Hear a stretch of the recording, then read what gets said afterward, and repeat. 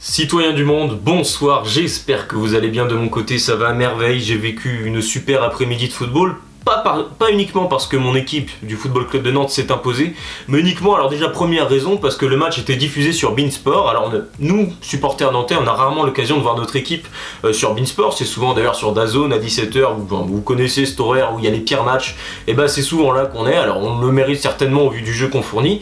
Néanmoins, j'ai pu découvrir un petit peu le dispositif beIN Sport, parce que par curiosité, je regardais Dunkerque-Metz, qui était le match qui précédait la rencontre entre Nantes et Lille, et j'ai vu prise d'antenne pour Nantes-Lille dès 16h05. J'ai dit putain, 55 minutes avant le match, c'est super long, comment vont-ils faire? Nous on est habitués à DAZN qui pour un match à 17h15 c'est prise d'antenne à 17h10 et encore t'as 5 minutes de pub. Donc là je me dis qu'est-ce qu'ils vont faire pendant 55 minutes? Et j'ai vécu un vrai avant-match comme un match de Ligue des Champions, ça m'a surpris et qu'est-ce que j'ai kiffé revoir beIN Sport diffuser un match de mon équipe, parce que pendant une heure j'ai eu le droit à des reportages sur Nantes, qu'est-ce qu'ils ont travaillé à l'entraînement, des conférences de presse, ils ont interviewé Patrice Loco qui donnait son regard sur l'équipe actuelle du FC Nantes, ils ont parlé du match des légendes qui arrive bientôt à la Beaujoire au mois de juin, ils ont parlé de Lille, le match d'après leur élimination face à Dortmund, enfin bref. C'était professionnel quoi, on a eu une avant-match professionnelle, donc je suis pas là pour faire de la pub pour un diffuseur ou pour un autre, je donne juste mon avis en tant que supporter de football avant toute chose, je regarde énormément de matchs par semaine, et là j'ai kiffé voir un avant-match aussi complet, et c'est tombé sur Nantes et j'ai trouvé ça super intéressant, voilà, il y a eu un vrai travail, ils ont posé les bonnes questions, donc déjà, première chose que j'ai à dire, c'est que j'ai vraiment passé une belle après-midi de foot, quoi qu'il arrive. Par la suite, le match. Alors j'ai rapidement déchanté en voyant la première mi-temps nantaise, bien que la première grosse occasion du match elle soit pour les Canaries, avec Moses Simon, sa spéciale sur le côté, il élimine un joueur, il rentre sur son pied droit, il délivre une super passe pour Louis Leroux qui, dans une position idoine pour marquer, a le temps de contrôler, c'est pour dire à quel point il était dans bonne situation, contrôle, frappe, barre transversale, on se dit que rien ne sourit jamais au FC Nantes et on est habitué à avoir des occasions, ne pas réussir à les concrétiser, puis finir par les payer dans la suite du match. Et bah on a rapidement compris que ce serait certainement le fil rouge de cette première mi-temps, puisque Nantes va reculer, subir toujours plus. Première occasion lilloise, c'est Haralson sur un centre de Benjamin André, Anthony Lopez il va faire une belle parade, et ce que j'ai bien aimé dans cette parade, c'est qu'on sent en l'air que en plus de vouloir sortir le ballon, il se concentre pour la renvoyer sur un de ses coéquipiers. On sait que parallèlement, Alban Lafont, c'était souvent une de ses difficultés. Il renvoyait quand même souvent le ballon sur l'adversaire. Il se concentrait surtout sur la parade plus que sur la suite de l'action.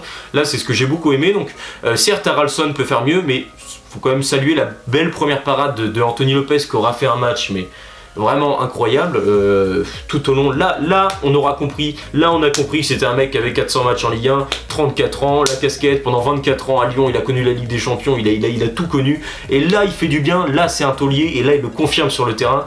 Donc là je suis vraiment très heureux du match d'Anthony Lopez. On poursuit quand même sur le match, donc pas forcément d'autres grosses situations pour Lille, mais des moments très chauds dans la surface. On sentait que Nantes se faisait transpercer sans surprise sur son couloir gauche défensif. Kozza, Castelletto, tu mets ça en Ligue 2 face à Pau, ça fait aucune différence.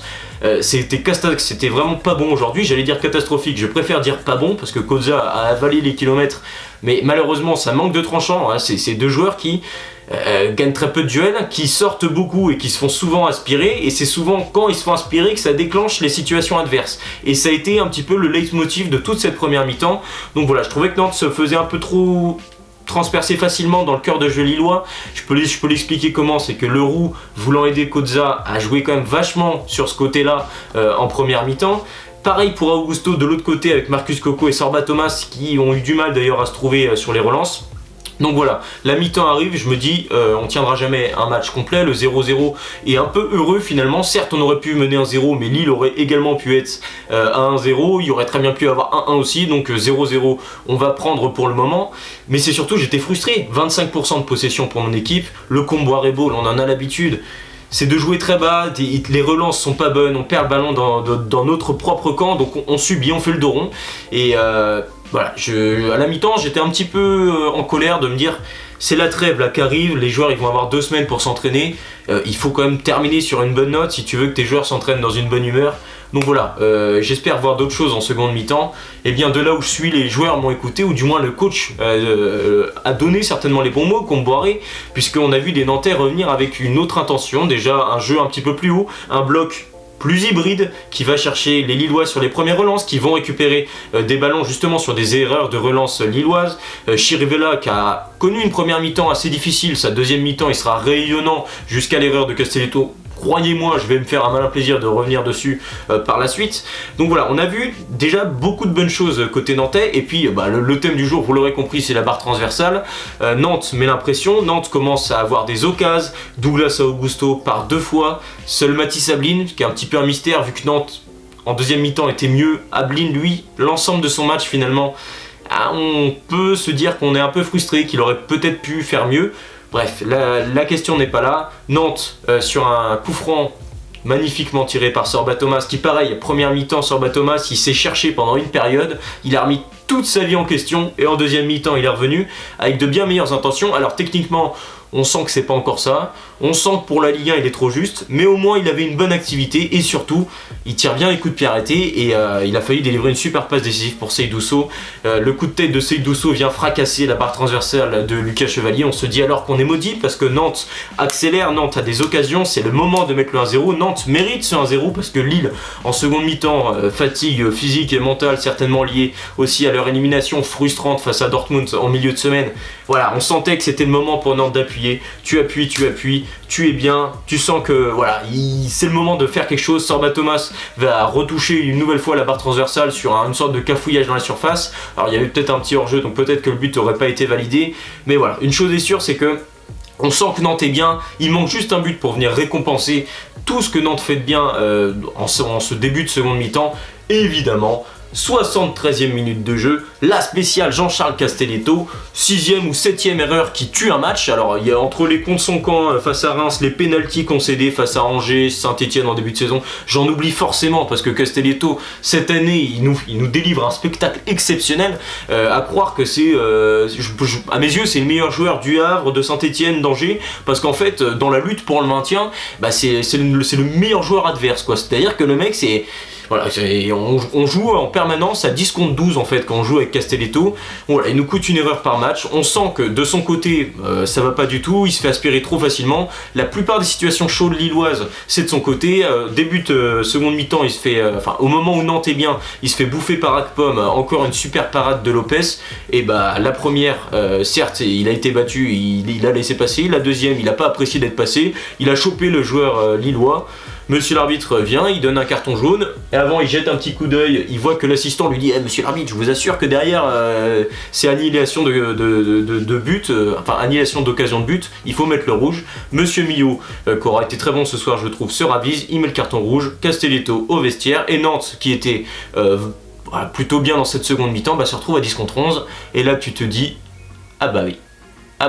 Alors tu payes très cher le fait de pas avoir mis le but, que tu as eu de grosses occasions, donc tu payes très cher le fait de pas avoir été réaliste devant le but, même si bon les barres transversales tout ça, bref, Nantes t'as pas non plus manqué le cadre à 30 reprises, mais c'est surtout que tu te fais encore plomber par une erreur individuelle, et surtout c'est quand même souvent la même personne qui se cache derrière le mot individuel quoi. Je trouve que c'est souvent soit Castelletto, soit Cozza, soit les deux. Mais bon, c'est rarement Seydou Sow, c'est rarement d'autres joueurs, donc voilà. Ça c'était mon coup de gueule, parce que de toute façon devant ma télé j'ai pété un câble sur cette nouvelle erreur de Castelletto. Il y a je crois que chaque semaine je cite son nom parmi les flops, mais je suis obligé de regarder ce qu'il fait, regardez. Donc bon, Castelletto au vestiaire, et finalement Nantes va subir sans trop de surprise. On sent que notamment Mitchell Baker va avoir quelques occasions, mais Anthony Lopez aura été monstrueux sur toute la rencontre. Et à la surprise générale, Nantes va piller mais ne va pas rompre. Voilà, j'en perds mon français tellement je suis heureux. Contre-attaque, Moses Simon pour sa 8e passe décisive de la saison. Coaching gagnant de la part du coach Comboiré, Mostafa Mohamed qui est rentré en jeu à la place de Sorba Thomas qui va faire une tête magnifique, imparable pour Lucas Chevalier. 1-0 pour Nantes à la 83e minute de jeu, alors que Nantes est en infériorité numérique. Alors là, je m'y attendais vraiment pas, je m'attendais même pas à ce que Nantes ait une seule occasion entre la 75e et la fin de match. Nantes, au final c'est mérité sur l'ensemble de la seconde mi-temps parce que Nantes aura beaucoup appuyé, mais c'est arrivé effectivement à un moment où ça a fait très très mal aux Lillois. Derrière, Nantes a géré. Une seule grosse situation pour Lille dans le long temps additionnel. Jonathan David qui va toucher la barre sur une tête un petit peu piquée, lobée. Donc Anthony Lopez qui peut remercier ses montants, mais par contre Lopez qui aura fait quand même un gros match. Nantes s'impose donc 1-0 dans une deuxième mi-temps un peu folle parce que Nantes a beaucoup appuyé. Nantes a cru vivre ses pires heures quand Jean-Charles Castelletto a été exclu, a cru revivre aussi le traumatisme de la dernière fois qu'on était en infériorité numérique, à savoir à Monaco, et qu'on en avait pris 7 derrière. Donc voilà. Nantes s'impose et donc Nantes se repositionne à la 13e place devant Angers qui joue, il me semble, aujourd'hui ou demain, je sais plus. Et donc pour l'instant Nantes se donne de l'air vis-à-vis du maintien.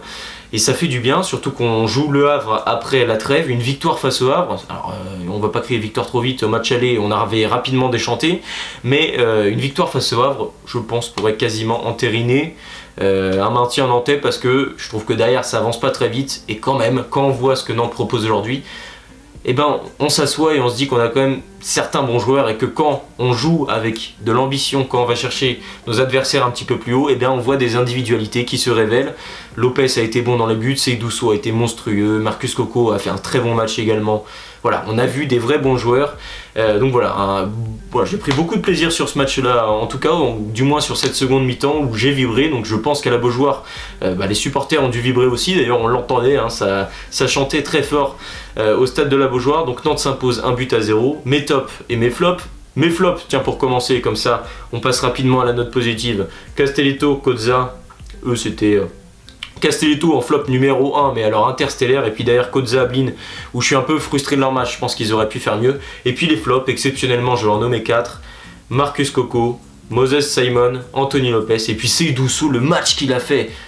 Bref, c'était franchement, Seydou Sow, il m'impressionne parce que on a vraiment senti son manque la semaine dernière face à Strasbourg, et là on voit quand il revient que défensivement, depuis qu'il est à Nantes, il est quand même vachement solide, et ce clean sheet il est autant pour Anthony Lopez que pour lui. Ça vient récompenser, je trouve, des matchs où Nantes a pas forcément été beaucoup inquiété et a quand même pris un but. Ça arrivait notamment face à Lens, mais bon.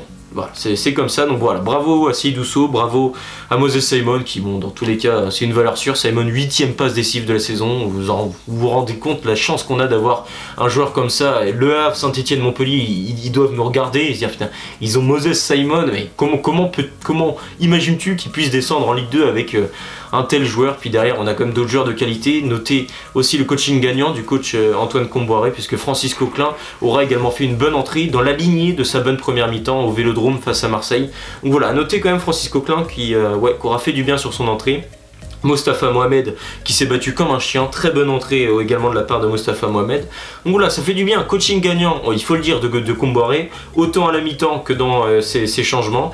Et puis surtout une équipe qui a plié mais qui n'a pas rompu, forte, d'une défense solide, notamment d'un côté droit défensif solide avec Coco et Seydou Sow, et puis surtout d'un gardien dans son meilleur jour, son meilleur match sous les couleurs du FC Nantes, Anthony Lopez. Merci beaucoup.